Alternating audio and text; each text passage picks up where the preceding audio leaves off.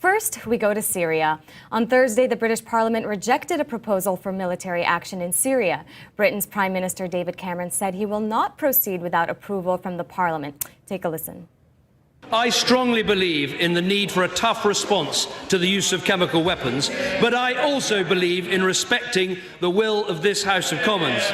It is very clear tonight that while the House has not passed a motion, it is clear to me that the British Parliament, reflecting the views of the British people, does not want to see British military action. I get that, and the government will act accordingly. Well, Cameron also said on Friday he regretted the failure of the British Parliament, but said he hoped President Obama would, quote, understand the need to listen to the wishes of the people. Joining me to discuss this is HuffPost UK political director Mahdi Hassan, Rania Abu Zaid, a freelance journalist based in Beirut, Lebanon, and Amanda Turkle, HuffPost senior political reporter. Thank you all so much for joining us. Mahdi, I'll start with you first. How much of a setback is this vote in the UK? Oh, it's a huge, huge setback. I mean, you cannot imagine what a big deal this is. This is the first time a sitting British Prime Minister has lost a vote in Parliament on a matter of war and peace since 1782, since the Brits were at war with the Americans in the War of Independence. It's not happened in modern times. No one saw this coming. I didn't see this coming. The Prime Minister didn't see this coming. He's the one who recalled Parliament in the middle of the summer break to have this emergency vote on Syria to try and get support for military action against Assad. And he lost. His own MPs turned on him, his coalition partners turned on him, and the opposition Labour Party voted against him. He lost by 13 votes. Shocking indeed. But do you believe that it ultimately comes down to people there in the UK being scared that potential strike in Syria would lead to another Iraq? Well, Iraq was very much the shadow that hung over this debate last night in the House of Commons. There was much discussion about Iraq. Britain's former foreign secretary at the time of the Iraq war, Jack Straw, led some of the criticism of the emergency motion. The Labour leader, Ed Miliband, said this morning that this was all about moving on from Iraq. David Cameron himself said, look, trust me, this is different to Iraq. I know that Iraq has poisoned the well of public opinion. But he lost, and he had to say last night that he gets the fact the British public, by a 2-to-1 majority, do not want military action in Syria. He's been left a weakened leader, very much so, both on the international stage and, of course, on the domestic stage. You know, Amanda, after this vote, we heard Cameron say that he doesn't think he has to apologize to President Obama for this vote. Do you think this will ultimately affect relations between the UK and the U.S.? I don't. I think the traditionally strong British-U.S. relationship will remain strong. I mean, President Obama knows, just like in the U.S., David Cameron is accountable to the people, and public opinion in both the U.S. and in Britain is right now very skeptical of involvement in Syria, and that was played out in the vote. I mean, many Americans right now just were fascinated by the parliamentary debate because they got to see it on C-SPAN. It was broadcast here, and right now, so far, Congress has not reconvened, and we haven't had that debate here in the U.S. legislature. But we did have a teleconference last night, right? Obama called some members of Congress and some other, defense officials in the country. What can you tell us about what went on in that conference last night? Well, I mean, right now it seems like increasingly the Obama administration is convinced that some sort of military action, limited, may be necessary. And Secretary of State John Kerry is going to be speaking in about an hour, and I think that we will see more of that. And the Obama administration is expected to present evidence that they believe shows that the Syrian government was behind the chemical weapons attacks. But again, so far, much of this has not been played out in front of the public. The president has called these lawmakers, but that's not something the public has been able to watch. And many people in the U.S. want to see that before they make up their mind. Well, UN Secretary General Ban Ki-moon cut short a European trip on Thursday to prepare for briefing his team of chemical weapons inspectors on the ground in Syria. He implored Obama to refrain from a strike. President Obama is preparing for the possibility of launching unilateral American military action against Syria within the next few days, even without the support of the UK. On Friday, the White House plans to release an unclassified version of an intelligence assessment of chemical weapons attack last week. Secretary of State John Kerry will speak at 12:30 p.m. Eastern today, Friday. Officials say that the report may give Americans more insight into why the Obama administration has concluded Assad is responsible for the deaths of thousands. On Friday, U.S. Defense Secretary Chuck Hagel also said that his country would keep seeking an international coalition to act together on Syria. Take a listen.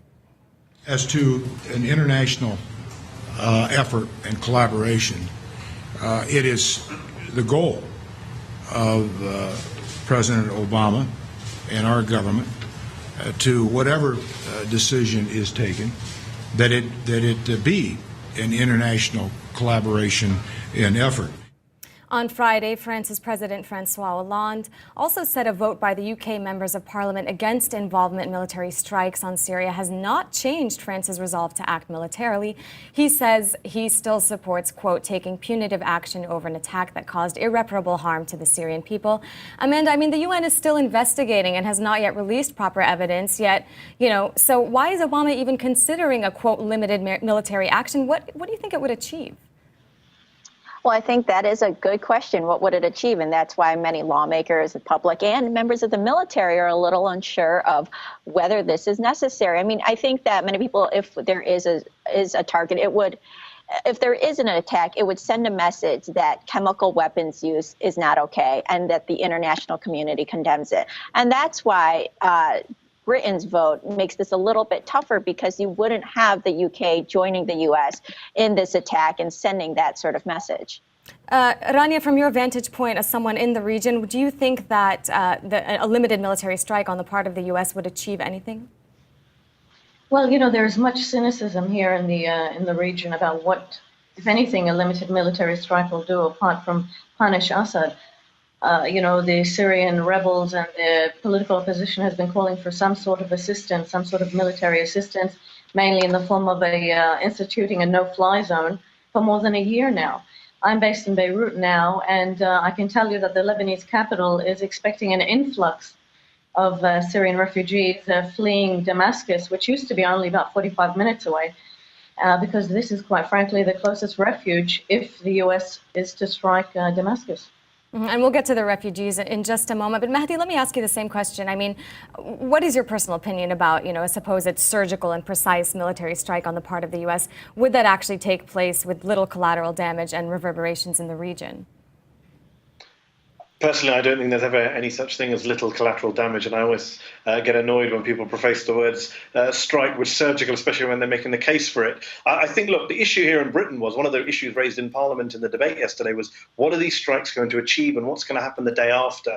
If the idea is to punish Assad rather than protect the Syrian people, well, A, it's not very much of a punishment to drop some missiles for a weekend on some military bases. And what happens if he uses chemical weapons again? Do we then bomb him again? Does this become a weekly or a monthly affair? I mean, there was no long-term thought given to this plan, and that came out very clearly in the debate yesterday. The Deputy Prime Minister, as he closed the debate down, couldn't answer a number of questions that were thrown at him by parliamentarians on his own side and from the opposition benches. And I think that is the problem here. If you want to protect the Syrian people and end the war through military means, you really need to go for regime change. And if you don't, and you want to bring about a ceasefire and negotiations, then you do that. This halfway house of so-called limited airstrikes, I think it's neither here nor there. And I think that's why it failed in the British Parliament. And that's why it commands so little support in the British public and the American public. Well, what could the Obama administration do to help bring about regime change, as you just said?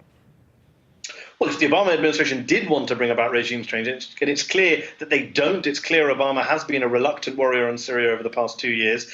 They could have given arms to the rebels long ago. They could have given much more funding.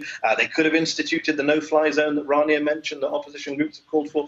Clearly that, I mean, in my view, on a personal note, I'm glad they haven't done that, because that only ratchets up the fighting. We don't need another massive regional war in the Middle East so soon after Iraq. But clearly, if that's what you wanted to do, that's the road you would go down. This halfway house with airstrikes, which may or may not hit the right targets, which may or may not prevent him from using chemical weapons again. That's why so many American and British soldiers, both serving and former, have expressed so many doubts about just the military basis of this plan, let alone the political basis of it. And there's so much cynicism right now surrounding Obama's calculations. A lot of people saying he's only acting because he backed himself into a corner by saying that chemical weapons were a red line about a year ago. Why aren't airstrikes that decimated villages and towns a red line? Do you think that this is just about Obama maintaining his credibility? I think credibility I think credibility is a massive part of this. If you look at some of the newspaper columns on both sides of the Atlantic, this word credibility is bandied about, that America will lose credibility because of this Obama pledge, which is actually nonsensical. Most of the political science scholarship shows that credibility is kind of in our heads. Most foreign governments don't operate on that basis. Clearly, he did set down that red line. Less than 1% of the 100,000 people who have been killed in Syria have been killed by chemical weapons. If you're going in to protect the people, you have to ask yourselves, why did you not go in to protect them from cluster bombs, from missile strikes, from incendiary weapons, from knives and bullets, rather than just from alleged use of sarin? I think the problem here is in the UK this morning. A lot of us who were wondering, is this really a humanitarian intervention? I think we've been vindicated, because a lot of the commentary from the Hawks this morning after this vote was lost last night is, well, what's going to happen to Britain's credibility and Britain's image? What's America going to think of us? And ultimately, I think the cynics have a point when they say a lot of this is about power projection. It's not about humanitarian principles. Amanda, back to the States, an NBC News poll came out today that indicated that 50% of Americans oppose U.S. military intervention versus 42% who support it. So not only would they be going against the will of half of the American people, that is, if they intervene, this is also possibly going to worsen America's image in the Middle East. What are the fears of retaliation against the U.S. or its allies? Obama did, of course, cite national security concerns in his PBS interview just 2 days ago.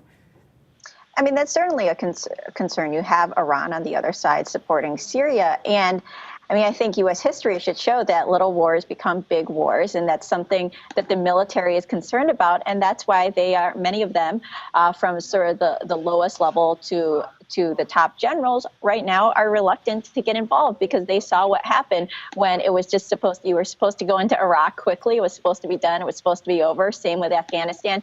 And then you're there for years and years and years, losing many lives, costing the country quite a bit, and really sort of decimating the U.S. forces. So this is, I think that, again, Iraq is underlining all of this. It's making people skeptical. And right now, there just aren't enough answers on what does the end look like. Yeah, well, it looks like people in Syria even have mixed feelings about the Assad regime and who carried out the attack on August 21st. Syrian refugees in the Zaatari refugee camp in Jordan called on America and the West to bomb Bashar al-Assad and, quote, end the killings. Take a listen. The Syrian people have been dying for more than 2 years while the world watched. Now it's time that the world moved and ended the killing and the destruction. Chemical weapons were used 4 days ago. We support the military solution regardless of any reasons against.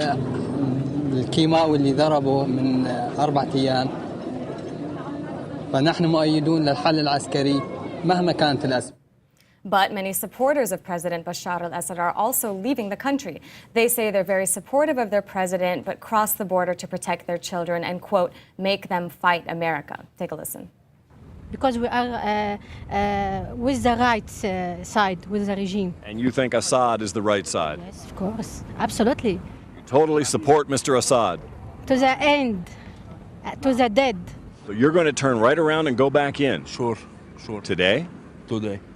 Today, you turn around and go back into Syria? Sure. But we want to put our families in a safe place. We need to save our children, to make them fight America in another generation. Well, clearly there seems to be a great divide between the pro and anti-Assad people in Syria. While some are urging the West to intervene, others say they want to fight America and, quote, support Assad to death. Rania, what do you make of this polarization? Is this consistent with what you've seen on the ground in Syria? Yes, it is, but I also want to make the point that Syrians were never pro-American in the way that, for example, a large chunk of Iranians are pro-American, even though their regime is not. The views of the majority of people was really in line with the views of the regime, the anti-American views of the regime. The early months of the revolution was a chance, perhaps, for the U.S. to change that if they had spoke up more forcefully, for example, in support of the opposition. But just a few weeks after the revolution kicked off, Secretary of State Hillary Clinton was still referring to Assad as a reformer. So yes, there is this divide, this very stark divide, but it's more nuanced than that.